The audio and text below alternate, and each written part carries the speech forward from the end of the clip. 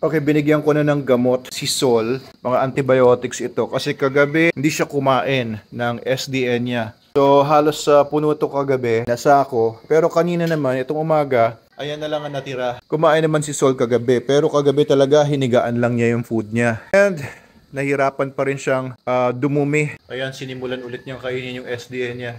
Si Logan walang problema, pero kanina pinalabas ko sila doon sa garden doon sa kabila at nagulat ako doon sa nakita kong ginagawa ni Logan doon. Alam niyo ba kung ano yun? Siyempre, hindi niyo malalaman unless i-explain ko sa inyo. Paubos ko lang kay Sol tong food niya. Pero malamang ito panis na to kasi nga kagabi, hindi nga niya kinain, basa na ito. Pahala na. Sige, tara.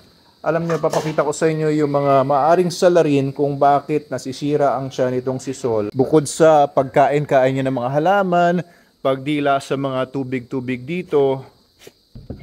Eto, pakita ko sa inyo ang isa sa na-discover ko. Ay! Sinabi ko na nga huwag mo kainin yan eh. Ito, tingnan nyo may poops dito na hindi naman galing kay Sol at saka kay Logan, masyado maliit. So I think meron dito mga pusang nagpupunta. Hindi naman aso kasi wala makakatawi ditong aso. Plus, hapon, pupunta sila dito tapos hinuhukay nila itong area na to, kinakain nila sa loob nito. Hindi ko alam kung ano pero kasi dito kasi naglalagay minsan sila Ate Annalyn nga ng mga organic waste namin para maging compost, para maging pataba sa lupa. Ayun nga, minsan na merong interesting sa kanilang panglasa at pangamoy. Nung lumapit ako dito kung anong hinuhukay nila at kinakain nila, may naamoy akong parang bulok na food nga. Kaya paano pa naman mawawala yung mga sira sa tiyan nitong si Sol. Si Logan okay lang lumalambot lang yung poops pero si Sol talaga yung nagtatae ng may dugo pa. Di ba dati dito sila kumukuha compost heap, nilagyan ko ng mga harang-harang so hindi na sila pumapanik dito.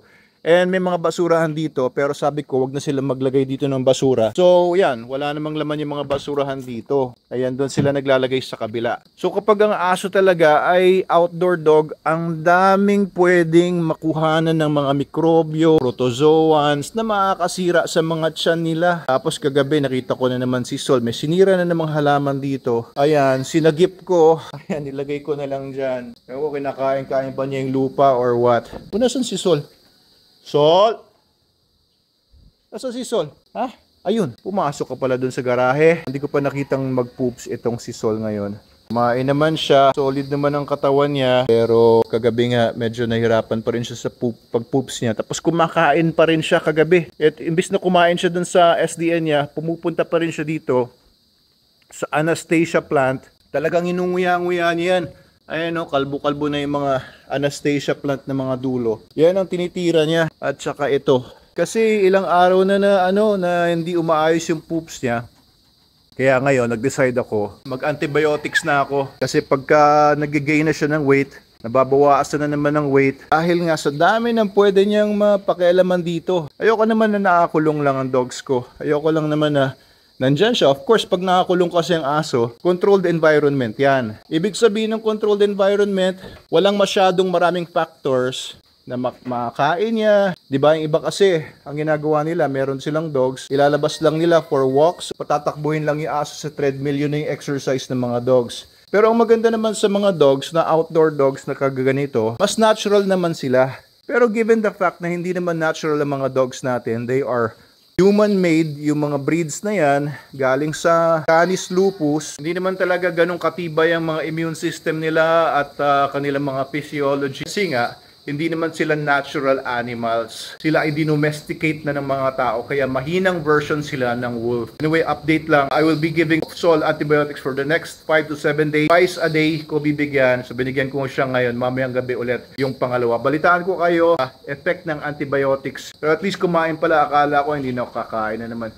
Nakakaawa din kasi pagka ganon. Sa mga nagtatanong kung anong antibiotics ang binigay ko, I'm sorry, hindi ko na sasabihin kasi baka gamitin nyo na sa mga dogs ninyo tapos para magsa-self-medicate ang ilan sa inyo. Do not do that kasi po, delikado po yun. Kung magsa-self-medicate kayo, bibili na lang kayo sa kung saanong gamot na babanggitin ko. Kailangan po talaga i-evaluate muna ng veterinarian yung aso ninyo kung pwede siya doon sa gamot na yun, kung sapat yun o tama yung gamot na yun para sa sakit ng aso ninyo.